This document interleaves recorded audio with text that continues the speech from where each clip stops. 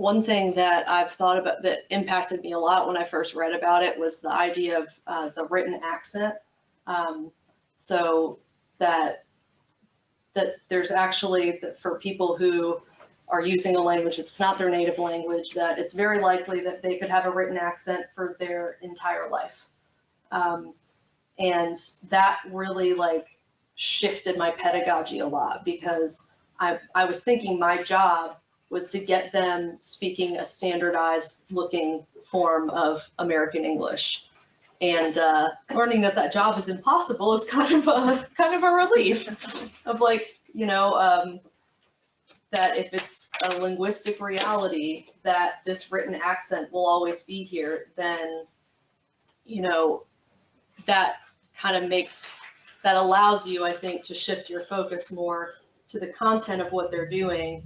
And while you're still, you know, some other things I have on here is like highlighting patterns of error and explaining grammar concepts, but still focusing on form.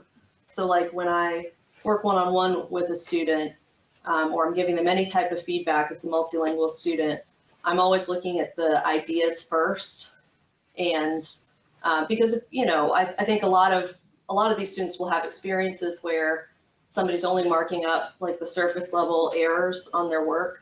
And if any of you have had that happen to you, like, I don't know if you've had a peer reviewer do something like that, where they were so focused on the form of what you were doing, and it's kind of insulting when people don't take the time to deal with your ideas, when they just try to point out things that, especially when these are grammar concepts that these students know. They actually know the grammar better than we do. They know the terms for it better than we do in multiple languages. And so it, you know, likely you're pointing something out that they already know about their writing. I think it still helps to reinforce it, that grammar principle. But that unless the errors are interfering with meaning, that you're really trying to still figure out what kind of, what's their level of critical thinking with the ideas that they're expressing here. And, you know, I like to just throw in with any student, if I notice a pattern of error, I'm never proofreading and highlighting everything, but if I notice a pattern of error, I'll highlight it maybe for the first paragraph or two and put a link explaining it and the ideas that they need to find those other examples of it. Something that Abby mentioned from her experience with ESL is, you know, especially when you only have 6 weeks with a student, if there is a pattern of error with grammar that's really interfering with their meaning on a regular basis, that's just the one thing you're focusing on. So it's easy to get overwhelmed with all the different usage things, like maybe they're dropping articles, there's subject-verb agreement issues. But if, you know, if you pinpoint one issue with grammar that's getting in the way of their meaning and becoming an issue for them in their writing, then it's kind of like, that's one thing. I'm going to notice it in their papers, and I'm going to try to move the needle a little bit on them being able to self-correct it in their writing. Knowing also that with that written accent, a lot of these writers will need proofreaders if they do plan to get into academia, that they'll likely need proofreaders when they publish, and that's just going to be a reality. But that you're helping them with that clarity. This is the first time I've heard of this written accent, and I wonder, so I have a student, and like he's like second generation, and he has like this just kind of little thing that he does that makes me think of my mom and the way that she thinks. So I wonder if parents ever pass this written accent down in the same way that they pass down a verbal one. Yeah. Yeah, and I think one thing with the written accent too is I noticed, particularly with students I would work with regularly, that I would notice, like one student in particular, that she would misspell things a lot, but it was because of how she was pronouncing them. And she would seem embarrassed when I was pointing out the misspellings, because I think it's something she would catch on like a proofread. But she was kind of writing the way that she speaks. And I think that's one thing too, is I come at the approach of like, I assume you already know this about your writing. Articles are tricky. They're really confusing.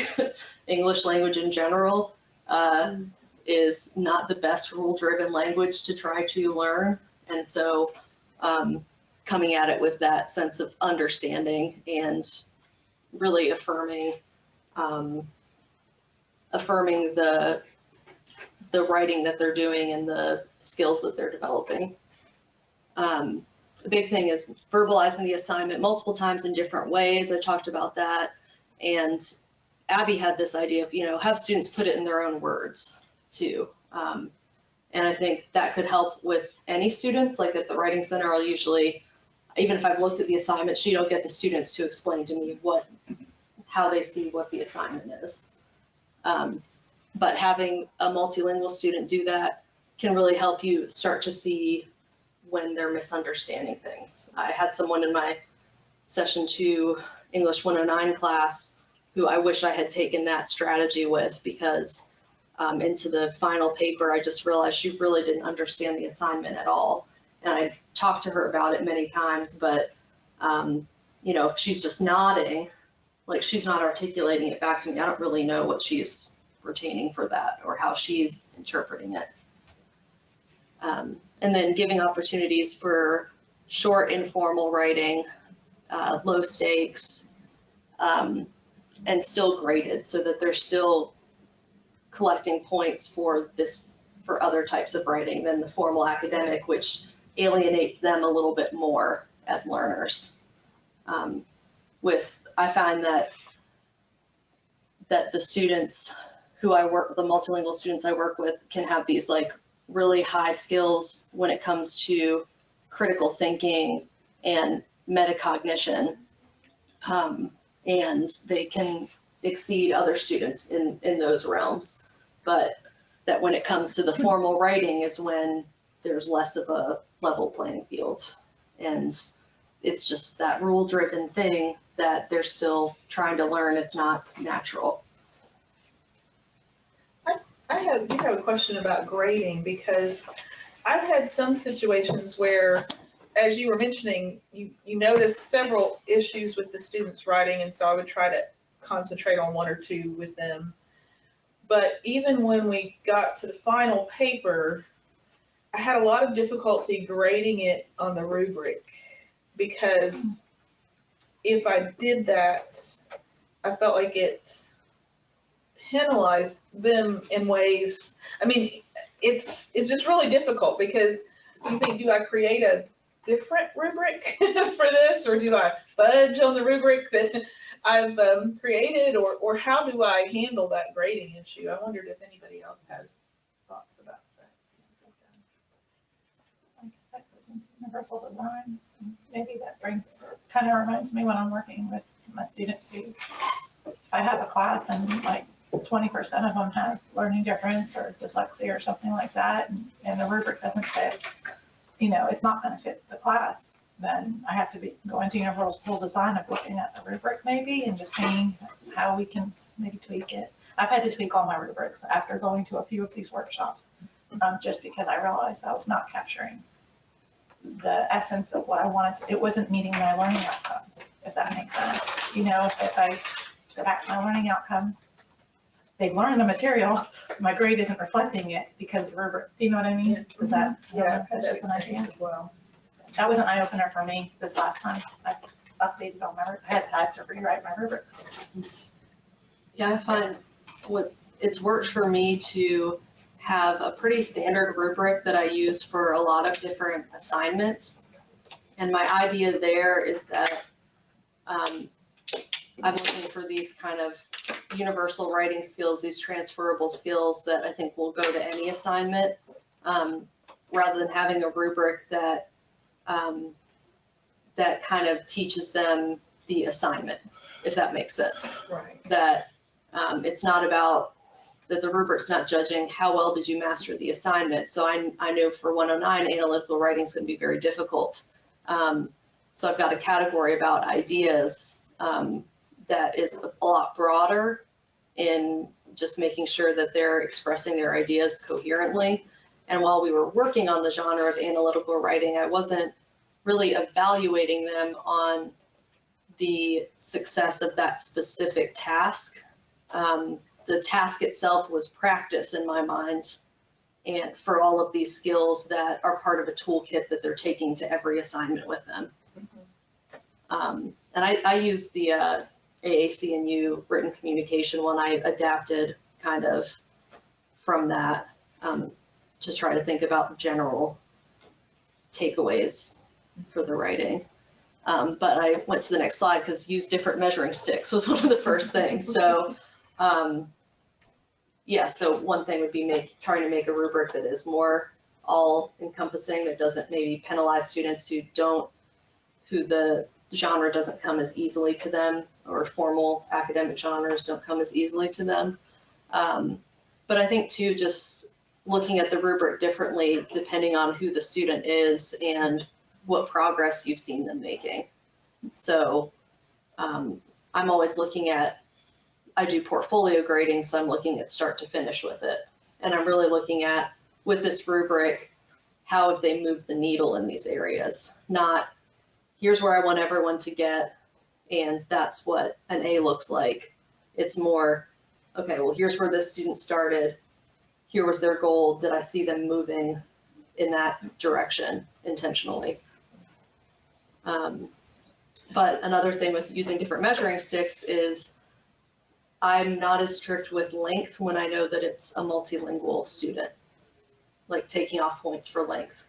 And I'm like the fair person who I'm like, I want to treat every single student the same. But when I know for a fact that that student took way more hours to create that shorter document than it took a native speaker to create a longer document, I try to just keep that in mind. Like every word was more intentional and took a lot more time. So I think, yeah, just being willing to be individualized in the grading, I think has helped me. And the emphasis on kind of that portfolio, that journey from first draft to last draft. And it's not necessarily just revision. I know it's hard to get people to revise. It's also the journey from one draft to the next. Like when they added more information, were they getting closer to the mark? I realize I gotta move faster. Okay, so avoiding, so one thing is finding out the student's goal for writing in English. I've heard talk about this where, you know, why are we having students practice these graduate school genres if that's not their goal? And, you know, with all of our students, like I've talked to, you know, capstone instructors about this, is like, well, what really benefits them with an assignment? Should we keep trying to give them those academic forms with the idea that they could be prepared for graduate school now? Or do we look at the careers they might want to get into and their purposes for using this language? I think particularly for students who have chosen to do their college education in a non-native language, I want to know what's their goal for writing in English. I worked with a student long-term who was from Chile, and she was 65. She'd been published in Chile. She had been published in Spanish, and she was taking classes for free. And at first I was really working with her, trying to get her to understand academic English, because that's what I was doing with all the students in the Writing Center. But I realized her main identity was a creative writer, not a student. She wasn't there for the grades. She was more concerned with keeping her style and her voice. So even though she was having to write these academic genres, she wasn't willing to conform to that structure. And, you know, since she's setting the agenda for it, it's like, okay, I know what your goal is for that, and I'm not going to try to impose this on you. And I think there's some gatekeeping involved when it comes to multilingual students, that people think, oh my gosh, the student's struggling so much, they must not be qualified to be here. Is it my job to fail them because they can't succeed in these environments? As opposed to the strengths-based of, you know, they got here, it's pretty amazing that they did in a language that's not their native language. So I'm not going to conflate that language proficiency with their intellectual ability. And some bigger things like focusing on critical and metacognitive thinking in writing. So having those kind of broad transferable skills that really help people become better writers, as opposed to focusing on making sure every student has mastered the academic genre that you're trying to teach them. I think especially with multilingual students. And giving assignments that students can connect to personally and share their cultural perspectives. You know, students are going to be more interested when they're writing about themselves and, you know, they feel that there's interest in their identity as a student. I just wanted to show the students write to their own language. Are people familiar with this? It's like a 1974, it came out of the Conference on College Composition and Communication in the 70s. It was accepted, but people just kind of don't know what to do with it. And I don't have time to read through all of it, but it's students write to their own patterns and varieties of language. The claim that one dialect is unacceptable amounts to an attempt of one social group to exert its dominance over another. And it was a pretty strong statement. And I think that's why people have been reeling to figure out how really to put it into practice. And it's this tension that the English profession faces a dilemma until public attitudes can be changed. It's worth remembering that the past teaching in English classes has been largely responsible for those attitudes. Shall we place our emphasis on what the vocal elements of the public think at once, or on what the actual available linguistic evidence indicates we should emphasize? In other words, that all dialects are created equal when it comes to communication. And I didn't know how many people were familiar with this, but it's interesting that this is like a standard of the English discipline, and that is setting standards for this, for how language gets taught in colleges, but we're still stuck in a very traditional realm of believing that everyone needs to speak a uniform language, and that that's our job to teach them that. So this idea of contact zones, like I think about the classroom as this kind of colonial space. Sometimes I try to think of my identity in that space, and I liked this little, Abby gave me this, English doesn't borrow from other languages. English follows other languages down dark alleys, knocks them over and goes through their pockets for loose grammar. But remembering that students are inscribed with kind of these asymmetrical power relationships, or that the classroom is inscribed with them. And so trying to create a space where you're not kind of actively creating a space where there's more of the idea of like these cultures are coming together and sharing, as opposed to, you know, here's the culture that that you're supposed to be learning, and we're going to make sure that everybody assimilates to it. And I just gave an example of a writing assignment that I had for my English 109. So that they were writing about their community writing practices. So they could pick any group that they're a part of. It could be a big category like gender identity, race, ethnicity, etc. Or something small like sharing a hobby or skill. And my idea with this was code meshing. I wanted the first assignment to be, I want to honor like the languages that you use, and have you think critically about how that impacts your voice as a writer. And they were able to use like text, phone calls, online chats, blogs, and I had some questions here for them to consider. And I thought, you know, it could be helpful for folks. I could see this leading into other disciplines when you're, you know, let's say in like helping professions, when you're looking at people who are going to be working with a lot of diverse communities, of having them do this kind of examination. So what types of writing do you use to connect with your community? What are your purposes in writing to your community? What specialized vocabulary do you use? And my idea was kind of showing them, imagine that both your community members and people outside of your community are your audience. And so that's where the code mission comes in. It's showing your community that you're speaking their language, but then also kind of representing to that larger community, like your identity and your skills, your voice as a writer. And I found that the students who had the most challenge with this, you could probably guess, the most privileged students. It was like, what do I don't know. My writing practices are normal. I was lucky. I write the same way. I learned to write proper English. And I was like, ooh, ouch, that hurts me, really hurts me.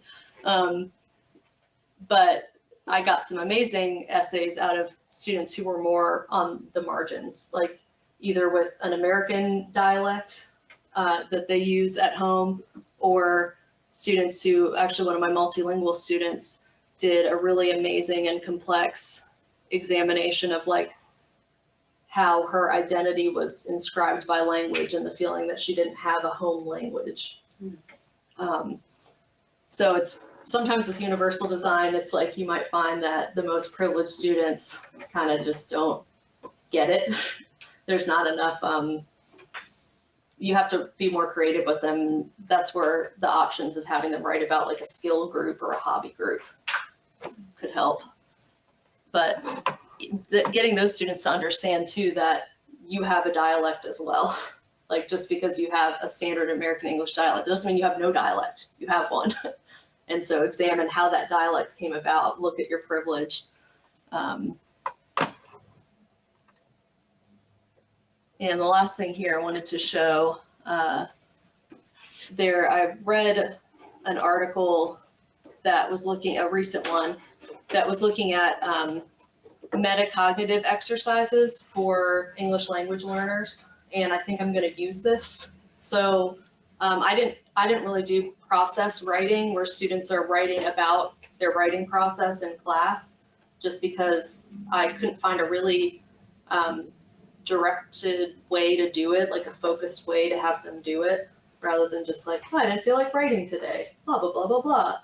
I like these questions because it does allow the writer to set their own agenda and goals. So before writing, what are my goals? What strategies do I need? How much time do I have? During writing, am I writing for the right audience? Am I reaching my goals? Does my writing make sense? And then these after writing, what did I do well? What should I do differently next time?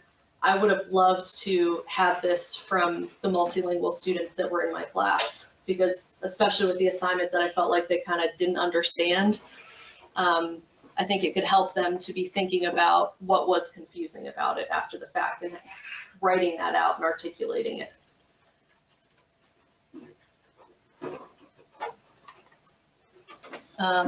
So I just kind of had questions for you all last 10 minutes here. So thinking about, and some of you have shared this already, but specifically within your discipline, like what challenges you see for multilingual students. Thinking about like the disciplinary norms that might leave them out in the cold. And then also thinking about classroom practices you've implemented or ones that you are thinking about implementing. Yeah.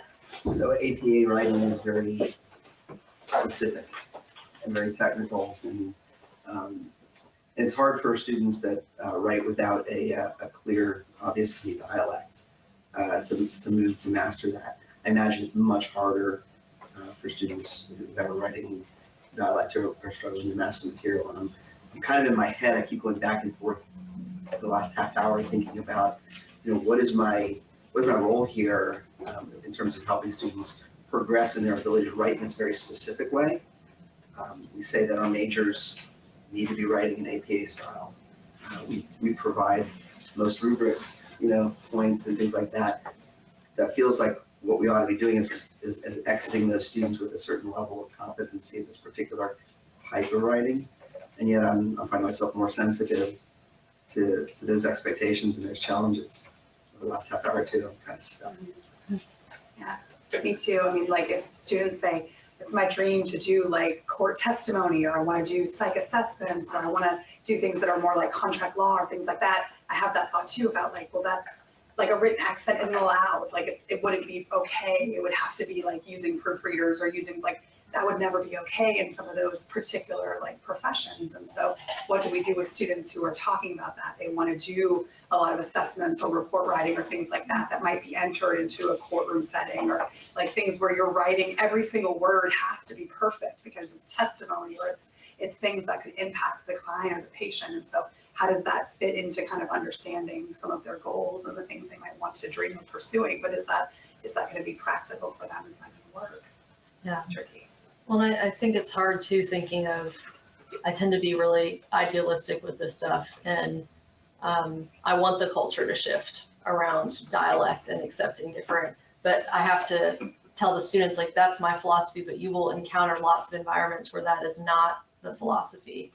So then I think it's about making choices, like, do they want to, you know, we want them to be independent thinkers and confident and being willing to kind of take risks and push boundaries. But they have to do that knowingly. And there is that tension where you feel like it's your responsibility to make sure they at least understand the realities of it. But in my mind, it's, you know, I think it's good to be transparent about the realities of it with them, but still kind of leave them in the driver's seat with how much they're able to do with those skills, and, you know, and hoping that the culture shifts. But yeah, I feel like there's just no easy answers for this. It's really complex. There's a ton of gray areas. I got a question. Do we code multilingual students in Beta? And do we have any idea what the retention graduation rates are? Yeah, that's a good question. You sent us information about the athletes and the conditional admits and retention. We're not. No, so it's kind of interesting, actually. I've been exploring that over the past couple months. We don't have a good sense even to what percentage of our students are from different parts of the world for a variety of reasons. I don't know that we necessarily want all of that information, but no, we don't have any record unless a student indicates when they apply to the university that they're a non-English speaker. And if it is a new application, it does not go anywhere beyond the application. It's a larger population than we think it is on campus. Well, and then if they received schooling in English, then they don't have to take the TOEFL. And you don't know what those environments were where they were receiving that. So there's just so much. So we don't even know how we're doing as a university with our multilingual students. We could be doing well, we could be doing well, we just don't know. It's a tricky subject though, because you can be really proficient even though you speak a lot of languages. And I don't know if that's a good predictor on whether or not, I mean, it would be so hard to capture whether or not you can be a native English speaker and speak multiple languages or not. English, I mean, English is not the first language that most children in Miami, I grew up in Miami, Florida, my dad's here, by the way. Hey, Dad. He taught ESL for many, many years. So I thought it would be interesting for him to come listen. But, and I love him. But in Miami, when I left Miami like 20 years ago, I think 66% of kids that English was not the first language that they learned. And they're born here in the United States. They're living in Miami. It's culturally not, you're taught, whether it's Spanish or dialect of Spanish, dialect of Creole, it's not until you go to school that you learn English. And so I think that it would be really hard to capture that, whether or not someone was born in the country or not born in the country, or if they're speaking multiple languages or not speaking multiple languages, if they're proficient in English, if they're not proficient. There's so much assumption and so much stigma and so much bias. I really think that data is just not, it's not going to be quality data. My personal experience, my personal opinion is that it would not be quality data. I think it would be hard to capture. It's just me, maybe I'm wrong. I'm often wrong. We all are. And hi, Dad.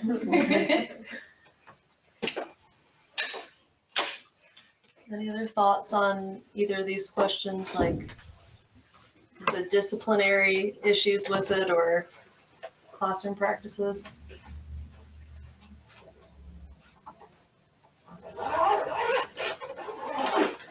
Well, I did we'll put the PowerPoint with some of the voice recording on our website.